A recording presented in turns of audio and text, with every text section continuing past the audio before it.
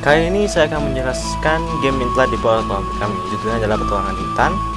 Cara memainkannya cukup sederhana. Anda dapat mengenakan karakter dengan menggunakan tombol panah. Ke panah kanan untuk kanan, kiri untuk yang kiri, serta spasi untuk loncat. Oke. Tantangan dari pemain ini sederhana saja. Anda jangan sampai masuk ke jurang, yaitu daerah sebelah sini. Karena jika masuk ke jurang, maka karakternya akan jatuh dan dimakan oleh harimau. Mari kita coba. Gamenya akan selesai begitu karakternya masuk ke jurang. Lalu akan muncul suara feedback berupa seseorang sedang menyebut sup. Lalu pohonnya akan mengatakan kamu dimakan harimau. Oke, itulah sekilas dari game yang telah kami buat. Kali ini saya akan menjelaskan tentang mekanisme game ini. Dimulai dari pergerakan karakter. Pertama saya akan menjelaskan gerak karakter Tribe Guy yang geraknya sudah dikontrol oleh anak panah serta spasi. Untuk menggerakkan karakter di sumbu X, maka script ini sampai script ini dijalankan. Jika tombol anak panah kanan ditekan, maka variable speed X akan diset ke 5. Artinya, karakter akan bergerak sebanyak 5 pixel setiap frame. Lalu jika tombol anak panah kiri ditekan, maka speed X akan menjadi min 5, artinya akan digerakkan sejauh negatif 5 pixel ke arah kiri. Ya, seperti ini. Tombol panah kanan ditekan, gerak 5 pixel, yang kiri ditekan, 5 pixel ke arah kiri. Oke. Selanjutnya saya akan menjelaskan script yang membuat karakter ini bisa loncat. Untuk loncat, saya menggunakan tombol spasi, maka akan dilakukan pengecekan apakah tombol spasi ini ditekan. Lalu variable jump, variable loncat ini apakah bernilai false, dan apakah karakter ini berada di atas tanah.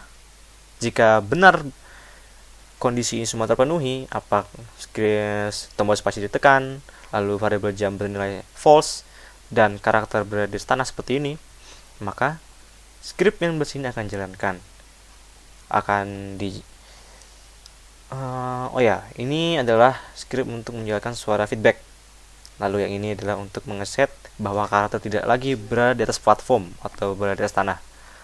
Lalu karena karakter ini loncat, maka variable jump loncat akan diset ke true, dan kecepatan ke sumbu Y, speed Y akan diset ke 15, yang artinya karakter akan bergerak ke atas. Lalu script yang sebelah sini ini akan mengurangi speed Y sebanyak 1 setiap frame, sehingga speed Y ini akan benar negatif, sehingga karakternya itu akan bergerak seperti ini. Ya, kira-kira begitu. Oke, lalu saya akan menjelaskan tentang script platform. Ini adalah script yang paling kompleks yang saya pakai dalam game ini, dibandingkan dengan 2 script tadi, gerak ke arah kiri kanan sama loncat. Ini sebenarnya adalah script yang digunakan untuk Flash yang dibuat oleh Responder Spui, tapi saya adaptasikan ke Biop atau Scratch yang hasilnya adalah seperti ini. Tujuan dari script ini adalah mengetahui apakah suatu benda itu mengalami tumbukan atau tidak, dan menghitung seberapa banyak mereka overlap. Seperti ini, seberapa banyak mereka overlap. Kenapa saya tidak menggunakan touching? Karena meskipun fungsinya sama, karena touching tidak akan memberitahukan seberapa banyak karakternya akan overlap dengan platform.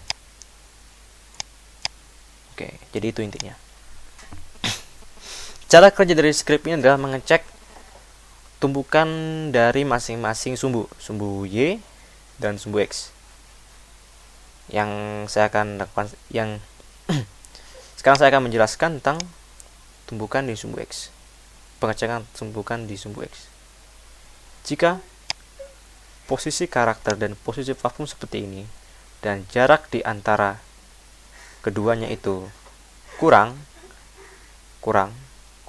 dari jumlah setengah lebar karakter dan setengah lebar platform, maka akan jadi collision. Ya, seperti ini tidak mungkin jadi collision kan. Misalkan seperti ini. Nah, jika seperti ini, maka akan jadi collision di sumbu X. Karena jarak dari karakter dan jarak dari platform juga itu kurang dari jumlah setengah lebarnya masing-masing, maka akan terjadi collision di sumbu X. Dan jika karakternya seperti ini juga bisa sebenarnya untuk memudahkan penjelasan. Dan jika jarak dari sumbu Y-nya, jarak sumbu Y karakter dengan platform itu kurang dari setengah tinggi masing-masing, maka akan terjadi tumbukan di sumbu Y. Dan jika keduanya terjadi, maka akan pasti terjadi tumbukan. Seperti ini, atau seperti ini, atau seperti ini, atau seperti ini, dan seterusnya. Oke. Nah, hal yang selanjutnya dilakukan oleh script ini adalah menentukan di mana tumbukan terjadi dan menghitung seberapa banyak overlap. Oke. Script yang mengecek apakah tumbukan terjadi di atas atau di bawah atau kiri dan kanan adalah ini. Ini adalah script awalnya. Script ini akan mengecek apakah tumbukan yang terjadi di sumbu X, kanan atau kiri, atau sumbu Y, atas atau bawah. Nah, jika overlap yang ada di sini, overlap yang di sumbu X itu lebih besar daripada overlap yang di sumbu Y, jika overlap yang di sumbu X itu lebih kecil daripada sumbu Y, maka akan terjadi tumbukan di daerah sumbu X, yaitu kiri atau kanan. Tapi jika overlap yang terjadi itu lebih besar di sumbu Y-nya, di sumbu X-nya, maka overlap itu akan terjadi di atas atau di bawah. Tumbukan akan terjadi di atas atau di bawah jika overlap di X lebih besar daripada overlap di Y. Oke. Setelah kita mengetahui tumbukan itu terjadi di atas, di bawah, atau kiri dan kanan, maka selanjutnya yang dilakukan adalah menghitung seberapa banyak overlapnya. Misalkan tumbukan terjadi di kanan, maka yang kita lakukan adalah menghitung jumlah selisih ini dengan cara jumlah setengah lebarnya dikurangi dari jarak karakter dengan platform. Titik tengahnya adalah di sini sama sini. Oke. Sama jika di atas. Untuk yang di atas, jumlah setengah tingginya dikurangi dengan jarak sumbu Y-nya, jarak dari sumbu Y, dan dikasih absolut, karena bisa saja nilainya negatif seperti ini. Jika di bawah, maka nilai ini akan negatif, pasti negatif. Oke. Setelah semuanya tahu apakah di atas atau di bawah, maka akan dipanggil fungsi ini. Sebelumnya saya akan menjelaskan baris ini. Baris ini cukup penting karena akan menentukan apa karakter itu berada di atas dan bisa loncat kembali atau tidak. Lalu yang baris ini, blok ini akan memberitahukan kepada seluruh sprite bahwa akan terjadi tumbukan dengan karakter. Oke. Ini baris ini akan memanggil fungsi yang ada di sini. Ini adalah fungsinya yang berada dalam sprite type guide karakternya, dengan parameternya, dengan 3 buah parameter, push X, push Y, dan top. Top ini variable boolean. Push X ini tadi overlap yang di sumbu X, dan push Y itu overlap yang di sumbu Y. Oke. Setelah dipanggil, lalu di reset, dan saya akan menjelaskan kenapa ini di reset nanti. Oke, itu adalah penjelasannya sekarang. Lalu untuk mekanisme musik, suara, dan sistem game overnya ada dalam sprite stack. Ketika bendera hijau ini ditekan, maka dua fungsi ini juga sama yang dalam sini dan ini akan dijalankan. Oke. Lalu baris ini akan mengeset variabel game overnya ke false, yang berarti gamenya belum berakhir, dan akan berakhir jika karakternya berada di sebelah sini.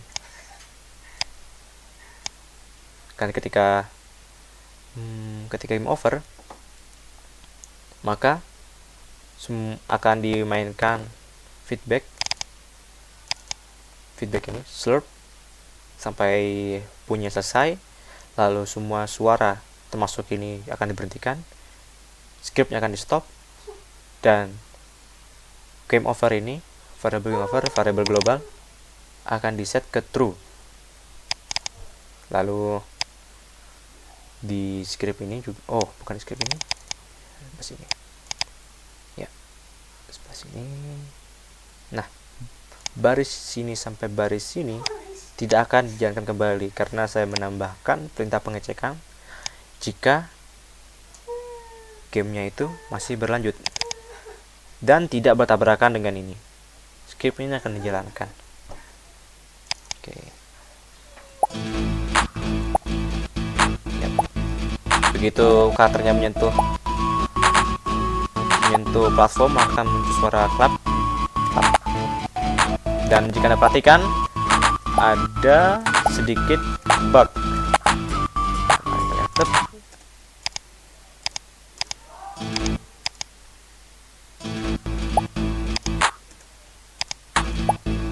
Karakternya tampak terbenam di atas tanah, dan hal ini terjadi karena ketika fungsi yang ini dipanggil, fungsi yang ada di sini, script yang ada di sini masih berjalan, termasuk pengurangan posisi karakter ini.